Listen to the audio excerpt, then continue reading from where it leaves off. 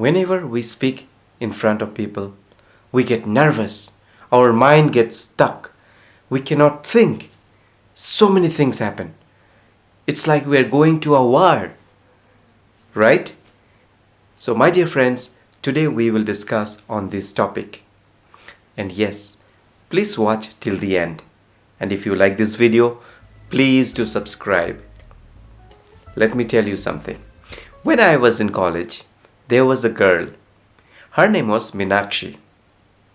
In our college, we used to have this speech, dialogue deliveries, most of the time in front of all the students. We have to speak in front of others, in front of the teachers, in front of the principal. That was a tough situation. We all used to get nervous. However, that girl, Minakshi, her condition was much more pathetic. She always used to say, "My hands are getting cold." Her face used to get red. She used to say, "My heart is beating faster." Well, I'm sure the same thing happens with you all, right? Whenever you want to talk in front of people, you get nervous. So, I will share with you 10 wonderful tips, very easy tips. If you follow these tips for at least 3 months, I am sure you can overcome this fear of talking in front of others. You will be confident speaker. So let's begin with this lesson. Number 1. Always start small. Set a goal that is a bit challenging but achievable and not too scary. For example, before you begin your day, before you go out to your college, to your school, or your office, keep it in mind that today I have to say "How are you?" to all the people who I meet. So, what happens? Your mind will be prepared that yes, I have to say "How are you?" Once you go to your school, when you meet your friends, just say "How are you?" When you go to your office, say your colleague the same thing. Ask them "How are you?" or your teacher. At the same time, keep in your mind. If they say "I'm fine," "How are you?" when they ask you, you have to say "I'm fine, thank you." So this much small thing will help you to start communicating in English. The fear which is inside you will be there, but you are getting ready to throw away that fear by taking small steps. Or maybe if you are studying in a school or college, you can ask some question to your teacher.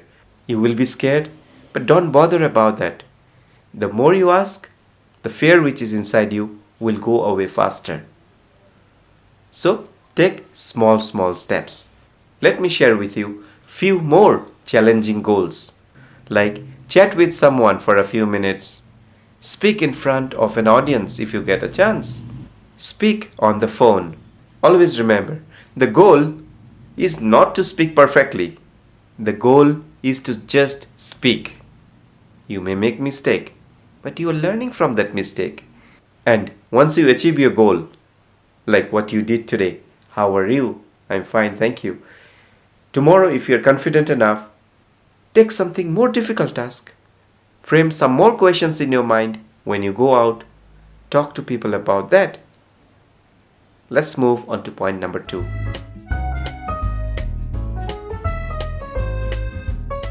Whenever you get time, practice English with yourself. In your room, in your bedroom, bathroom, wherever you get chance. Because when you speak to yourself, you understand yourself better. Where is your weakness? Where you need to improve? You will come to know from that. If possible, you can use a mirror. Ask some question to yourself and reply to the mirror. You may ask, what are the advantages of just standing in front of the mirror and talking? 2 advantages.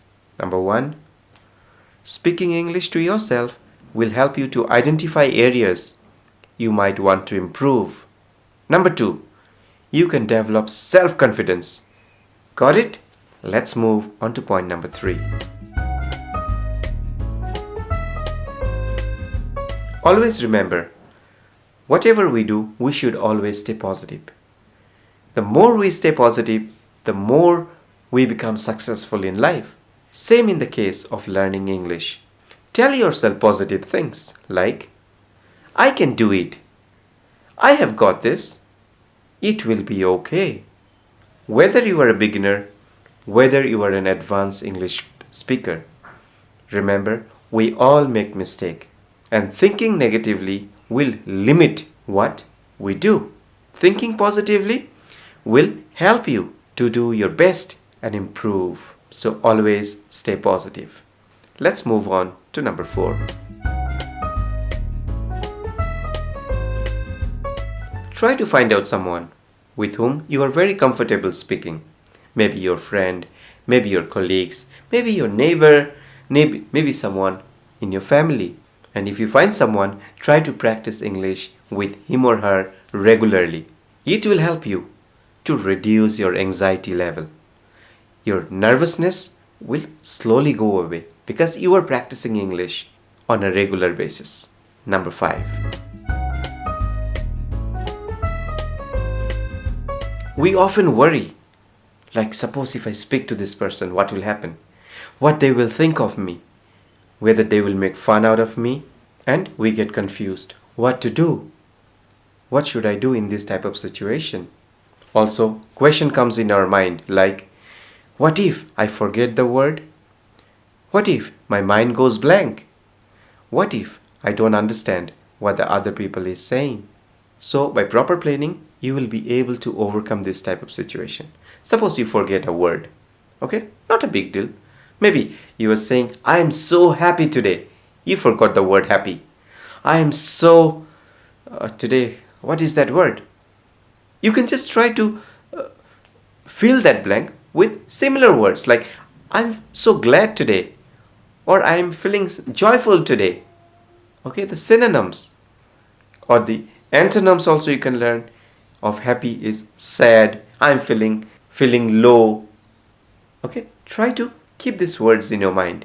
Or if someone is saying something to you and you are not understanding, there is no problem of asking again. You should not feel shy. You should not feel nervous.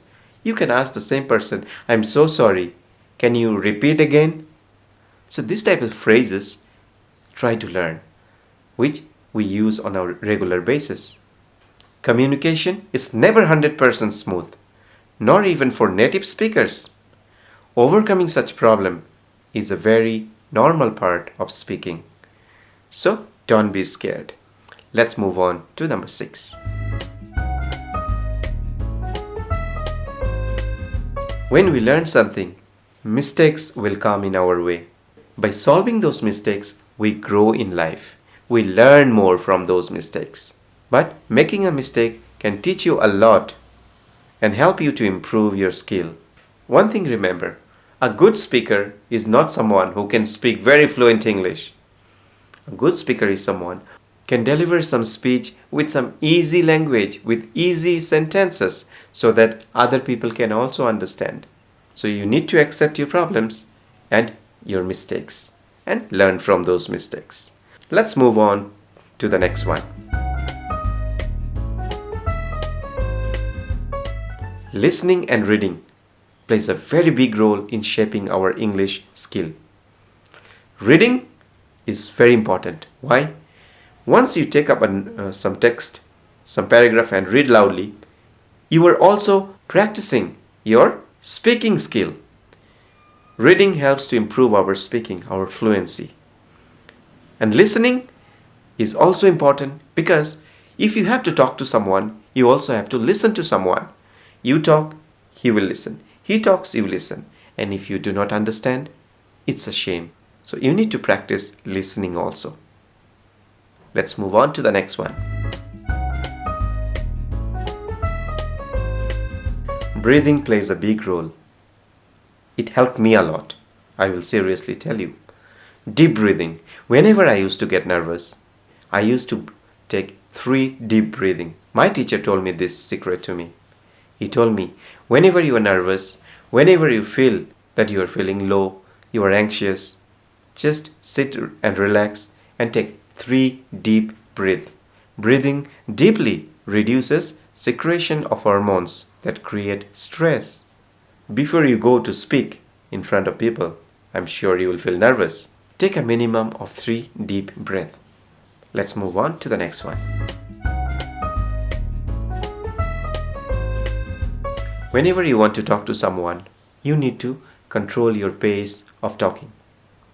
If you speak too fast, there is a possibility that you will fumble, you will make mistake. Moreover, people will not understand you. It will be difficult for others to understand you.